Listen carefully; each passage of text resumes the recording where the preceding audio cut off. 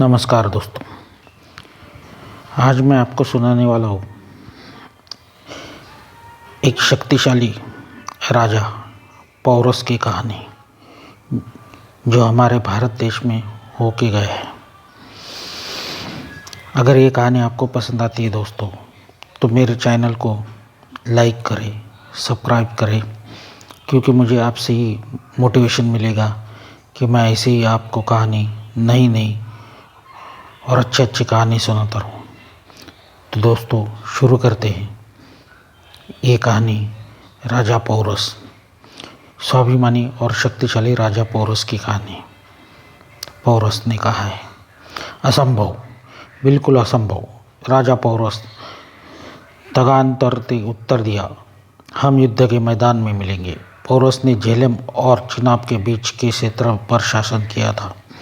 ये राजा महाभारत के प्रसिद्ध राजा ययाति के पुत्र पुरु का वंशज था।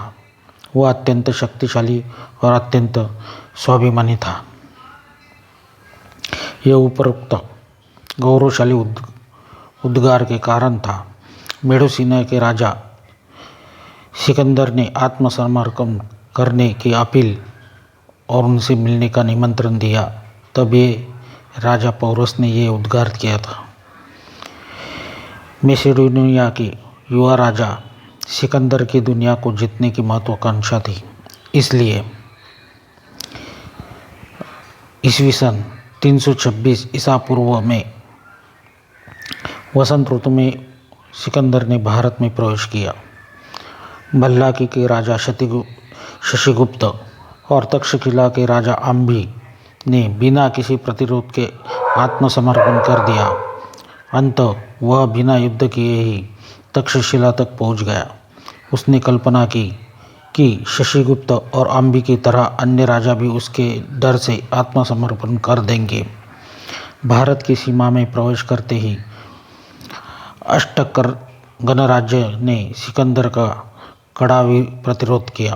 अष्टक गण की राजधानी के किले के लिए लगातार 3 दिनों तक भयंकर युद्ध हुआ और युद्ध में राजा अष्टक की मृत्यु के बाद ही सिकंदर राजधानी जीत सका।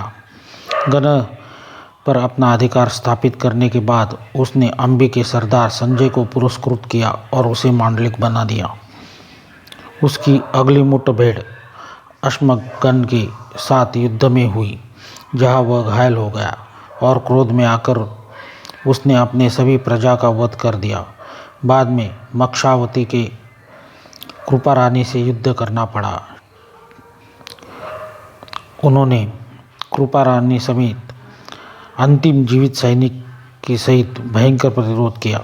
पुरुषों के साथ साथ महिलाओं को भी पराक्रम की शर्त से प्यार हो गया। मक्षावती के भीषण युद्ध में विजय प्राप्त करने के बाद कथगन ने उसे रोक लिया। इस प्रकार लड़ते लड़ते वह पंचनदा के समेत झेलम नदी के तट पर आ गया और अब वह ऐसे शक्तिशाली पुरुषों से मिलने जा रहा था। उसे सिकंदर को बताया खुलेआम चुनौती दी थी और अनुभव से सिकंदर को यह एहसास हो गया था कि पौरस को हराना कोई आसान काम नहीं है। जब सिकंदर की सेना आगे बढ़ रही थी तो ऐसी बारिश होने लगी जैसे आसमान फट गया हो और पूरी भूमि जलमग्न हो गई थी, क्योंकि जब झेलम आई तब तक मानसून शुरू हो चुका था। अब झेलम नदी के दोनों सेनाओं के बीच थी और तेज धारा बह रही थी और उपनप झेलम नदी के तट पर स्थित है। सिकंदर की सेना पौरस की सेना को निराश और भय से देखने लगी। जैसे पौरस की सेना धनुर्धर, पैदल सेना, रथदल और चतुरंग सेना थी। हालांकि सिकंदर की सेना में केवल घुड़सवार सेना और पैदल सेना ही शामिल थी। बाढ़ कम होने के बाद दोनों सेनाएं आमने सामने होने वाली थी, लेकिन सिकंदर को जल्दी थी। वो बाढ़ उतरने तक इंतज़ार करने को तैयार नहीं था। उसने अपनी सेना को आगे बढ़ाना शुरू कर दिया। उसकी योजना राजा पौरस को आश्चर्यचकित करने की थी। उसने अपनी सेना को थोड़ा पीछे हटा लिया। उसके 2-3 दिन बाद वह बार बार अपनी सेना बदलते रहा,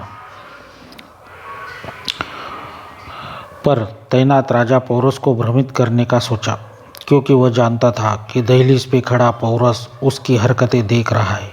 सेना की ऐसी हरकतें देखते हुए उसके सैनिक आसमान में नदी की ढलान तलाश कर रहे थे, और जब वह खोज कर रहा था तो स्काउट ने सूचना दी कि उसकी सेना थी वहाँ से 2 कोस की दूरी पे एक ढलान है और पानी का प्रवाह भी धीमा है। यह जानने पर सिकंदर ने रात के समय अपनी सेना की टुकड़ियों को अपने सर्वश्रेष्ठ योद्धाओं के साथ उस स्थान पर भेज दिया और बाकी घोड़े को राज सेना के सामने रख दिया और यह आभास दिया कि उसकी सेना वही है। टॉलमी, जो घुड़सवार सेना का प्रमुख था, उसने सिकंदर की इस राजनीति का उत्कृष्ट समर्थन किया। वह अपनी घुड़सवार सेना को इस प्रकार चला रहा था जैसे सिकंदर की सेना को इस तरह चलाया कि ऐसा पौरस को माना जाए कि सिकंदर की सेना झेलम के पार करने का प्रयास कर रही है। सिकंदर ने न केवल ऐसी चाल चली, बल्कि उसने उसी तरह देखने वाले एक युवक को अपनी शाही वस्त्र पहनाने की अनुमति दे दी, तो पौरस को ऐसा लगे कि सिकंदर उसी स्थान पे है। उस रणनीति के पीछे उसका उद्देश्य यही था कि पौरस को यह विश्वास दिलाया जाए कि हमारी सेना एक ही स्थान पर खड़ी है और हमें नदी पार करने की कोई जल्दी नहीं है, और पौरस इस अलग विचार से धोखा खा जाए। पौरस यह मानकर शांत रहा कि सिकंदर की सेना उसके सामने है। इस प्रकार सिकंदर ने नावों की मदद से नदी पार कर ली और उसकी सेना तेजी से उस स्थान की ओर बढ़ रही जहां पौरस की सेना थी। हालांकि पौरस सिकंदर की इस छापामार से आश्चर्यचकित था, फिर भी उसने डटकर सिकंदर की सेना का सामना किया। उसने सिकंदर की सेना को रोकने के लिए अपने भाई श्वेताक्ष और राजकुमार श्वेतपर्णा के अधीन 4 घोड़े और 4000 घोड़ों के साथ 100 रथ, इनमें से प्रत्येक रथ में 2 साथियों, 2 धनुर्धरों के सुसज्जित किया। इन दोनों धनुर्धरों को 2 सैनिकों द्वारा सहायता प्रदान की, जो भले सटीक वार करने में सक्षम थी। पौरस का विचार सिकंदर की सेना को घर पर ही रोकने का था, लेकिन लगातार बारिश से ये व्यर्थ हो गया। बारिश के कारण जमीन फिसलन थी। ऐसी स्थिति में घुड़सवार सेना को तेजी से हमला करना पड़ा और इस बात का ध्यान रखना पड़ता था कि दुश्मन की सेना उनके करीब ना आ पाए। घुड़सवार सेना को पहले शत्रु सेना पर आक्रमण करने के लिए चपलता के साथ आगे बढ़ना था, लेकिन ऐसा नहीं हुआ। रथ सेना का उपयोग रक्षा के लिए और हर तरफ से दुश्मन के हमलों को तोड़ने के लिए किया जाता है, लेकिन सारथी के लिए ऐसा करना असंभव था, क्योंकि रथ के पहिए फिसलन भरी जमीन पर फिसलने लगे थे। लेकिन जब पौरस की सेना आगे आई तो जनरल पिकस की घुड़सवार सेना ने उस सेना पर हमला कर दिया। पौरस की सेना ने उन पर जवाबी हमला कर दिया। रथ सेना के आक्रमण के कारण सिकंदर के पैदल सैनिक रथ के पहिए के नीचे कुचल गए, लेकिन जैसे ही जमीन फिसलन भरी हो गई, सारथी ने घोड़ों पे नियंत्रण खो दिया। रथ बुरी तरह से डगमगाने लगे और रथियों के लिए एक स्थान पर टिके रहना असंभव हो गया। इतने में रथ गोल गोल घूमने लगे। सिकंदर की सेना को भरपूर समर्थन मिला। रथ सेना की इस स्थिति के बाद सिकंदर की सेना ने पौरस की सेना पर आक्रमण कर दिया। चूँकि रथ सेना में धनुर्धर स्थिर खड़े होकर निशाना नहीं लगा पा रहे थे, इसलिए पौरस की सेना विचलित हो गई। जैसे ही पैदल सेना और घुड़सवार सेना की रक्षा करने वाले रथ अप्रभावी हो गए, पौरस ने अपनी गज सेना को दुश्मन पे हमला करने के आदेश दे दिया। जैसे ही इस सेना ने परडिकस की घुड़सवार सेना पर हमला किया, सिकंदर की घुड़सवार सेना के पास पीछे हटने के अलावा कोई विकल्प नहीं था। पौर सेना स्वयं ही एक विशाल सेना थी और पौर स्वयं एक विशाल हाथी पर सवार होकर अपनी सेना का नेतृत्व कर रहा था। यह देखकर कि पौरस स्वयं युद्ध में उतर आया है और उसकी घुड़सवार सेना पीछे हट रही है, सिकंदर स्वयं अपनी सेना के साथ युद्ध करने के लिए आ गया। ये देखकर टॉलमी और हेमस्टियन की घुड़सवार सेना ने पौरस की सेना के बाएं हिस्से पर हमला कर दिया। इस युद्ध के शुरू होने से पहले ही सिकंदर ने इस युद्ध की रणनीति को तय कर लिया था। उस अनुसार सिकंदर ने पौरस की सेना के केंद्र पर हमला कर दिया और उसे बाधित कर दिया। उसके अन्य सेनापतियों ने पौरस की सेना के दाहिने हिस्से पर हमला करना शुरू कर दिया, जबकि एटिगन, लेविनग्रेड और तरुण यानी ने केंद्र पर हमला करना शुरू कर दिया। सिकंदर ने कल्पना की कि हाथियों और उनके महावतों को तेज और लंबी दूरी के भाले से पीछे खदेड़ा जा सकता है। हालांकि हाथी एक मजबूत और बुद्धिमान जानवर है और महावत द्वारा दिए गए आदेशों का दिल से पालन करता है, लेकिन यह भी जाना जाता है कि भयभीत होने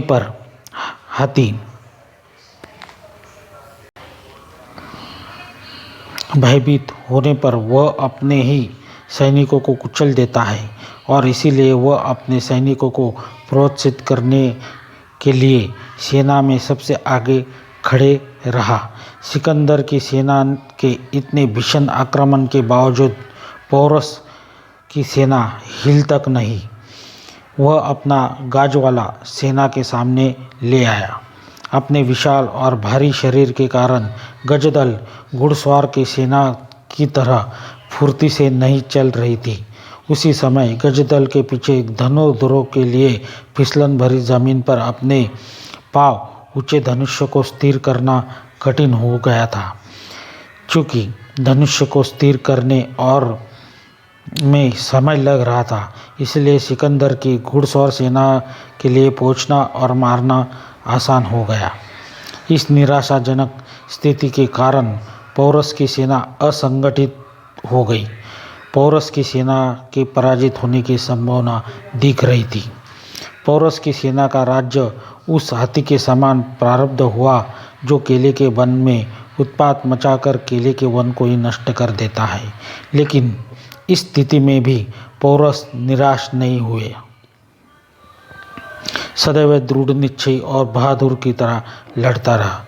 उसने अपनी असंगठित सेना को पुनर्गठित किया और नए जोश के साथ पौरस ने सिकंदर की सेना पर आक्रमण कर दिया। हाथी के मुख से निकली भयानक चीख से सिकंदर के घोड़े भयभीत हो गए और अपनी पीठ पर बैठे हुए योद्धाओं को डराने का प्रयास करने लगे। अंततः उन्हें ऊपर से पछाड़कर सवार को उड़ाने लगे। यह देखकर सिकंदर ने एग्रेयंस और थीसियंस सेल्स को गजडाला पर हमला करने का आदेश दिया। उनके नुकीले दांतों से घायल हाथी क्रोधित हो गए और सिकंदर की सेना के पैदल सैनिकों को अपने पैरों तले रोंगने लगे। ये देखकर कि उसकी रणनीति विफल हो रही थी, सिकंदर ने एनग्रेड और थीरस सेना को रोकने का आदेश दिया। अब क्रोधित होकर पौरस के प्रशिक्षित हाथियों ने उनके सामने आने वाले पैदल सैनिकों और घुड़सवार को अपनी सूंड से पकड़कर अंबारी में बैठे सैनिकों को सौंपना शुरू कर दिया। अंबारी में बैठे हुए सैनिकों ने अपने हाथ लगे सिकंदर के सैनिकों को काटना शुरू कर दिया। सूर्यास्त के करीब आने पर भी यूनानी पौरस को हराने में असमर्थ रहे। यवन सेना को समझ नहीं आ रहा था कि युद्ध भूमि में चिंगाड़ते हुए रहे हाथियों को कैसे रोका जाए, इसीलिए वे बहुत कमज़ोर हो गए और आखिरकार उसने कोप्डेस नामक हथियार का उपयोग करना शुरू कर दिया। इस हथियार का ब्लेड, जो पतला और घुमावदार था, बहुत तेज था। जैसे यूनानी सैनिकों ने पौरस के इन क्रोधित हाथियों की सूंड और पैरों को काटने के लिए उन हथियारों का उपयोग करना शुरू किया, युद्ध में बदलाव आना शुरू हो गया। जब सूंड कट गई तो हाथियों ने शोक में चिल्लाते हुए योद्धाओं को अपनी पीठ के बल जमीन पर गिराना शुरू कर दिया और पौरस की सेना असंगठित हो गई। राजा पौरस इस स्थिति से निराश नहीं हुए। वह अभी भी यूनानी सेना को नष्ट कर रहे थे। उनका पूरा शरीर चारों तरफ से हुए हमलों के घावों से भर गया था, यहाँ तक कि उनका विशालकाय हाथी यूनानी सैनिकों को पैरों तले रोंग रहा था। लेकिन जैसे ही पौरस के आसपास के सैनिक भागने लगे, यूनानी सैनिकों ने पौरस पर एक ठोस हमला कर दिया। जैसे ही राजा पौरस असहनीय रूप से घायल हो गए, वफादार गजराज ने उन्हें बचाने के लिए भागना शुरू कर दिया।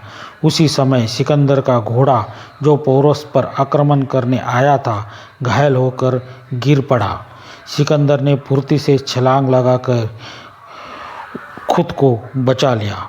हालांकि हाथी आत्मनिर्भरता के कारण पौरस यूनानियों से सुरक्षित था, लेकिन गर्मी और दौड़ के कारण हाथी का शरीर अपनी सहन शक्ति खो रहा था। कुछ ही समय में वह ऐसी स्थिति में आ गया कि उसे मौत के हवाले होना पड़ा। हालांकि राजा पौरस सिकंदर से बहुत दूर थे, लेकिन आम्बी का सौतेला भाई विम्भ उनके पास पहुंचा।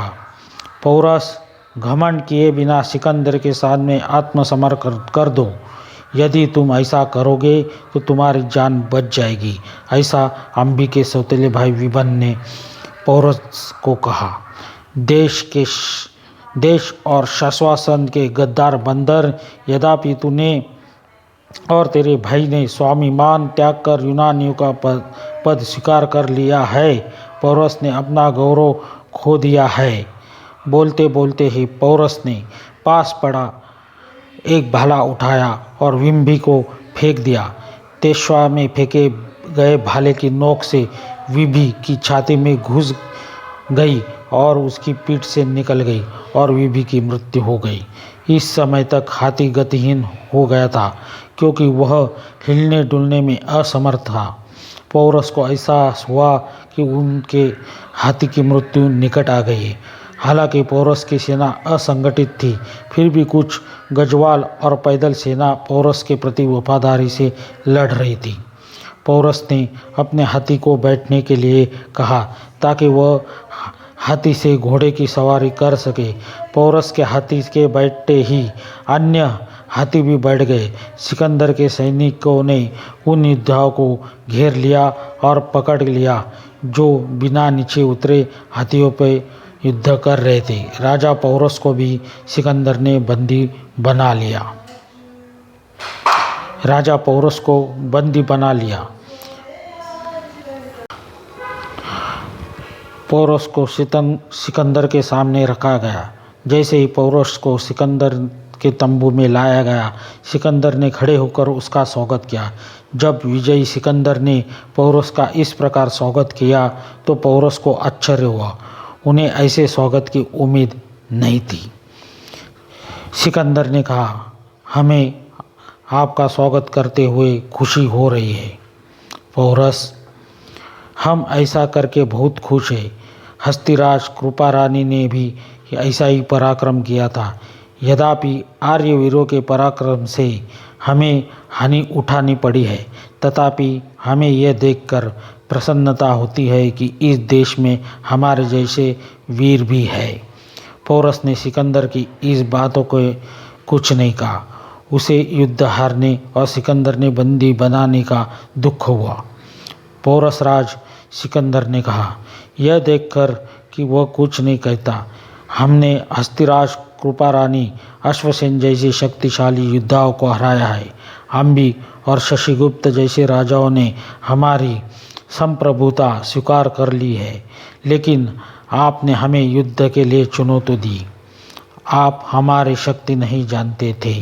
क्या आपको लगता है कि आप मजबूत हैं, या क्या आपके यकीन था कि आप हमें हरा देंगे? लेकिन जब हम आज हार गए हैं तो हमें आपके साथ कैसा व्यवहार करना चाहिए था, आप उम्मीद करते हैं?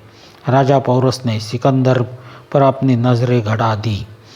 उनकी आंखों में आग थी। ऐसी स्थिति में भी उनका स्वाभिमान नष्ट नहीं हुआ। आप हमसे पूछ रहे हैं कि हमने आपको चुनौती क्यों दी? हम आर्य हैं, हम बहादुर हैं, हम दुश्मन के सामने हम झुकना हमारी परंपरा नहीं। हम अम्बी, शशिगुप्त जैसे कायर नहीं हैं, और इसी कारण से हम हस्तगया नहीं हैं। अम्बी अधिसेचना ने हमें चुनौती दी और हमारे साथ लड़े और युद्ध में मारे गए।